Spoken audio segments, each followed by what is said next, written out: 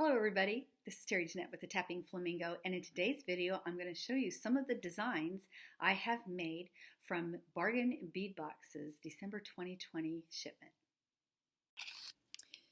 So I think one piece I want to make is a memory wire bracelet. And for those of you who do not know what memory wire is, this is memory wire. It's a piece of wire and it has some memory to it. Kind of looks like a slinky. Basically what you do is you make a loop on one end, string up your beads. You can cut it with special memory wire cutters, which I'll show you those in a few minutes, and make a loop at the other end, and you have yourself a bracelet. So I'm going to separate my beads out into these little containers here. I've already got some of them done. I plan on using most of the beads that were in the Bargain Bead Box this month. So let me go do that, and I will be back. So these are memory wire cutters. You do not want to use these because what will happen is you can damage the cutting part of this. Believe me, I have done that before I even knew these existed. This wire is very tough, and these are more for delicate wire. These are much better to use. All right, so what we're going to start out is you get some round nose pliers, and you're going to just make a loop in the end of your memory wire. I kind of like to go around a couple of times and make sure that that little end is not going to get caught on your skin or your clothes or whatever. And then you just start beading things up. Like I said, I am going to do this randomly, but even with random stuff, you kind of want to pay attention to what you're doing. I'm going to get all my little beads ready here, and I think I'm probably going to start out with these. These are the sandstone.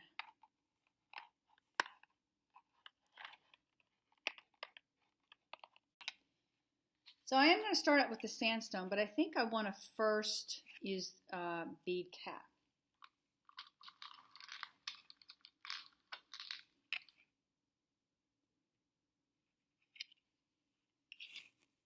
Yes, that looks really nice. So I'll use bead caps on, not every bead on this, but on a lot of them. It separates things out a little bit. And then I'm just going to start randomly putting beads on. All right, I finished stringing this all up, and so I'm at the end. I could put a few more beads on here, but I actually wanted to end with this, so I need to stop right there because the stations are that big. So what I'm going to do is take my memory wire cutters and I'm going to clip a little bit off, but I want to leave it enough so I can go around a couple of times. Okay.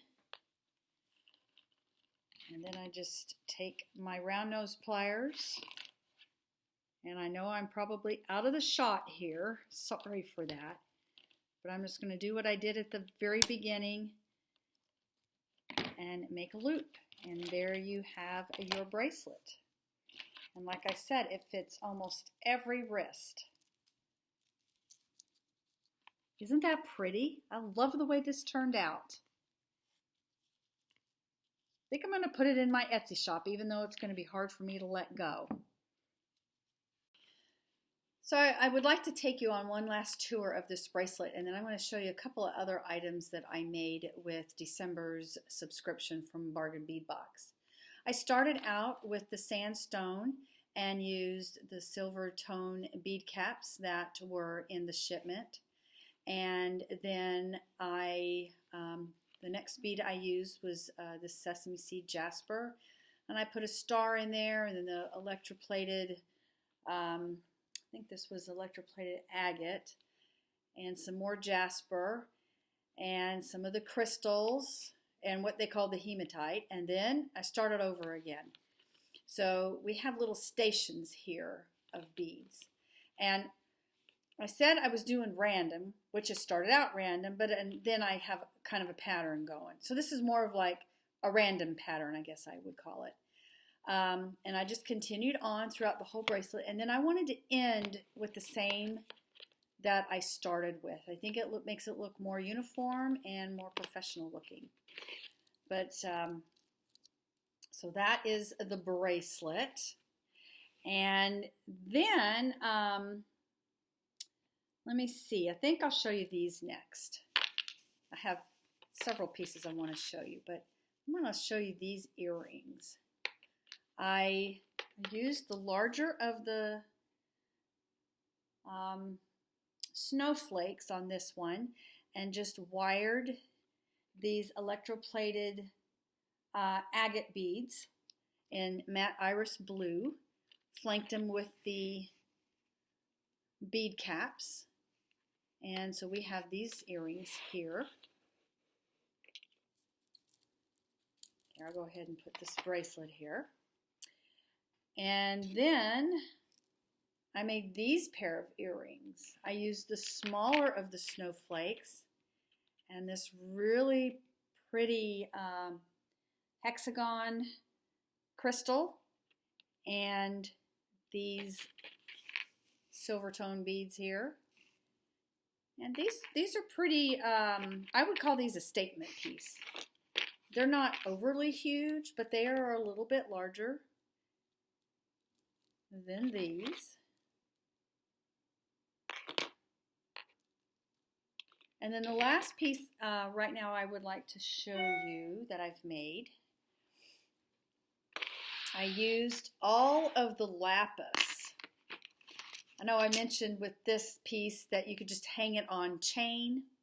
And I thought about doing that, and I actually thought about wiring my own little wire here and then maybe hanging one of the snowflakes off of it like so. But I wanted this to be a piece that wasn't just a winter piece, that it could take you on into the summer. I like to wear lapis during the summer. It goes really well with denim, and anyway, I wanted it to be simple, more simple than to hang some charms off of it.